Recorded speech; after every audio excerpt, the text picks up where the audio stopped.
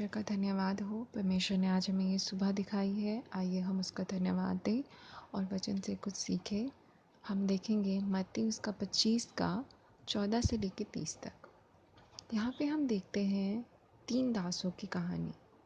यहाँ पे 3 दास हैं और उनका एक मालिक है जो कि विदेश जा रहा है, और जाने से पहले उसने अपनी संपत्ति से इन तीनों दासों में कुछ कुछ बांटा है। पहले को उसने 5 तोड़ दिए हैं, दूसरे को उसने 2 तोड़ दिए हैं और तीसरे को उसने 1 तोड़ दिया है।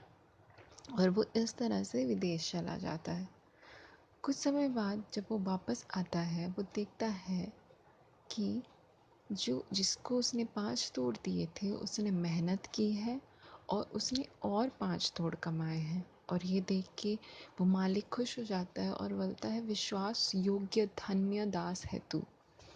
दूसरे के साथ भी वही देखता है कि दूसरे ने भी वो 2 तोड़ को लेके उस पे मेहनत की है और 2 तोड़ कमाए हैं, और वो फिर से उसके साथ खुश हो जाता है। लेकिन जब बारी तीसरे दास की आती है तो तीसरे दास ने इन दोनों से बहुत अलग किया होता है। तीसरे दास ने अपना वो 1 तोड़ लेके उसको मिट्टी में गाड़ दिया रहता है, और वो आके अपने दास को वही 1 तोड़ देता है और कहता है, तू जहाँ बोता नहीं है वहाँ तू काटता है, इसीलिए मैं तेरा तोड़ जैसा था तुझे वैसे वापस कर रहा हूँ।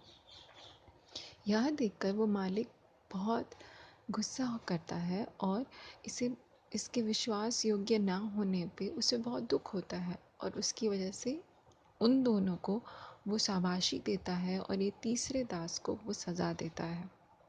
हम जब ये इस दृष्टांत को देखते हैं तब हम अपनी ज़िंदगी को देखें।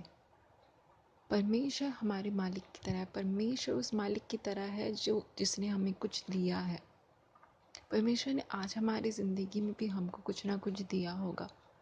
हमें टैलेंट्स दिए होंगे, हमें बहुत सारी चीज़ों से आशीष किया होगा। लेकिन हो सकता है कि हम में से किसी को 5 तोड़ दिए हों, तो किसी को 2, तो किसी को 1।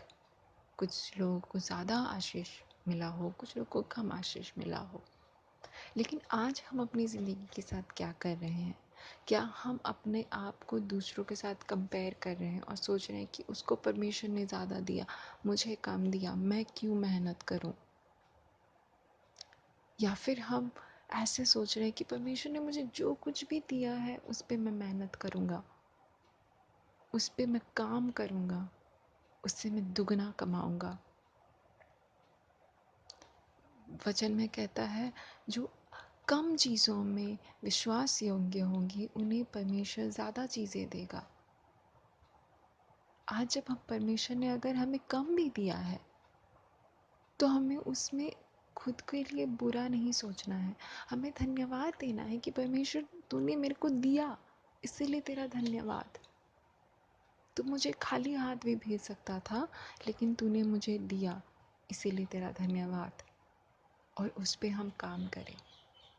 कल जब परमेश्वर हमसे पूछेगा कि तुमने अपने तोड़ के साथ क्या किया, तुमने अपने टैलेंट्स के साथ क्या किया, तुमने अपने समय के साथ क्या किया, तब हम वो विश्वास योग्य दास बनना चाहेंगे, या हम वो दास बनना चाहेंगे जिसने अपने मालिक को दुख दिया और उसके मालिक ने उसे सज़ा दी।